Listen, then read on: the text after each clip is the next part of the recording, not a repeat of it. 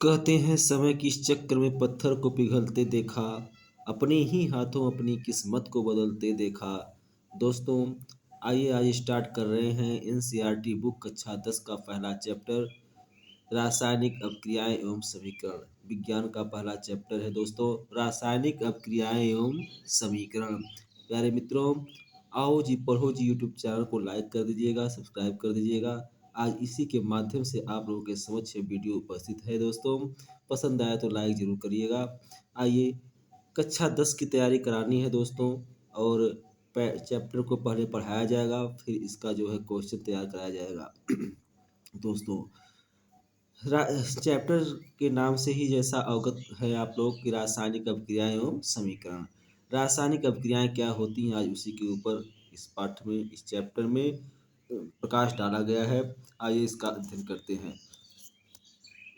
अपनी दैनिक जीवन की निम्नलिखित परिस्थितियों पर ध्यान दीजिए और विचार कीजिए कि क्या होता है जब कब गर्मियों में कमरे के ताप पर दूध को खुला छोड़ दिया जाता है।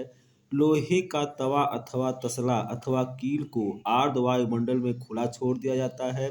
अंगूर का किण्वन हो जाता है, भोजन को पकाया जाता है और हमारा शरीर भोजन को पचा लेता है, हम सांस लेते हैं। दोस्तों, ये सारी क्रियाएं हमारे दैनिक जीवन में होती हैं। इसमें बताया जा रहा है कि क्या होता है जब इन सभी परिस्थितियों में प्रारंभिक वस्तु की प्रकृति तथा पहचान कुछ न कुछ बदल जाती है। प्रारंभिक वस्तु यानी जो प्रारंभिक वस्तु होती है, बाद में उसकी प्रकृति एवं पहचान कुछ न कुछ बदल जाती है। पदार्थ के भौतिक तथा रासायनिक परिवर्तनों के बारे में हम पिछली कक्षाओं में पढ़ चुके हैं। जब कोई रासायनिक परिवर्तन होता है तो हम कह सकते हैं कि रासायनिक अपक्रिया हुई है। रासायनिक परिवर्तन से तात्पर्य दोस्तों, आप शायद सोच रहे होंगे कि रासायनिक अपक्रिया का वास्तविक अर्थ क्या है। हम कैसे जान सकते हैं कि कोई रासायनिक अपक्रिया हुई है। इन प्रश्नों के उत्तर को पाने के लिए हम कुछ क्रियाकलाप करते हैं। आइए दोस्तों, क्रियाकलाप क्या किया जा रहा है। मैग्नीशियम का रिबन लेकर के दोस्तों उसको ऑक्सीजन की उपस्थिति में दहन कराया जा रहा है। मैग्नीशियम का रिबन लिया जा रहा है और उसको ऑक्सीजन की उपस्थिति में दहन कराया जा रहा है, और इसके बाद जो उससे उत्पाद बन रहा है उसका अध्ययन किया जा रहा है। दोस्तों, मैग्नीशियम एक धातु होती है जो जिसका एक रिबन में फीते को हम ऑक्सीजन की उपस्थिति में दहन करा रहे हैं। आइए देखते हैं कि उसका क्या उत्पाद बनता है। दोस्तों, आपने देखा होगा चमकदार श्वेत लौ के साथ मैग्नीशियम रिबन का दहन होता है और वह श्वेत चूर्ण में परिवर्तित हो जाता है। यह मैग्नीशियम ऑक्साइड का चूर्ण है। वायु में उपस्थित ऑक्सीजन तथा मैग्नीशियम के बीच होने वाली अपक्रिया के कारण यह बनता है।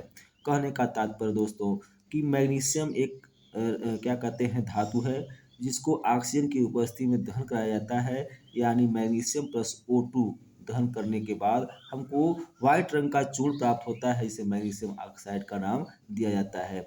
दोस्तों, इसमें रासायनिक अपक्रिया संपन्न हुई।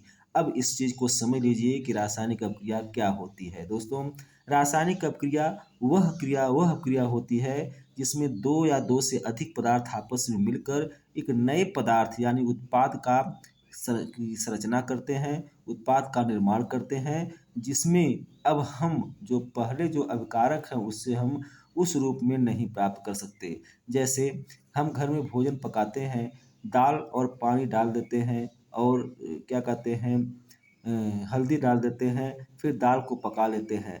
दोस्तों, फिर हमें दाल का दाना नहीं प्राप्त हो पाता है, तो ऐसी क्रिया को हम रासायनिक अपक्रिया कहते हैं।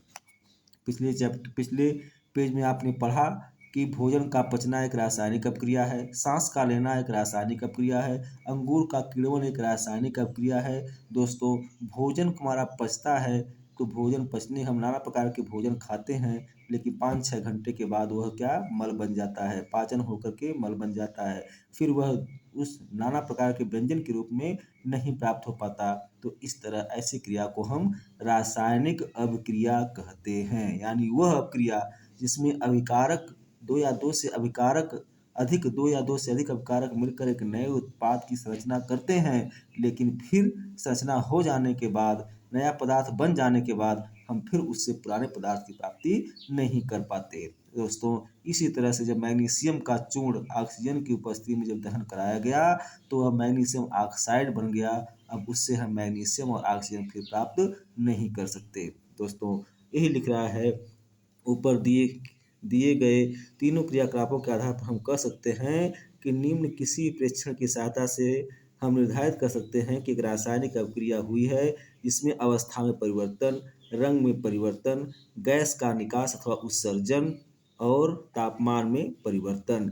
यदि हम अपने आसपास हो रहे परिवर्तनों को देखें तो पाएंगे कि हमारे चारों ओर विभिन्न प्रकार की रासायनिक अभिक्रियाएं हो रही हैं। इस अध्याय में हम विभिन्न प्रकार की रासायनिक अभिक्रियाओं और उनके प्रतीकात्मक निरूपण का अध्ययन करेंगे।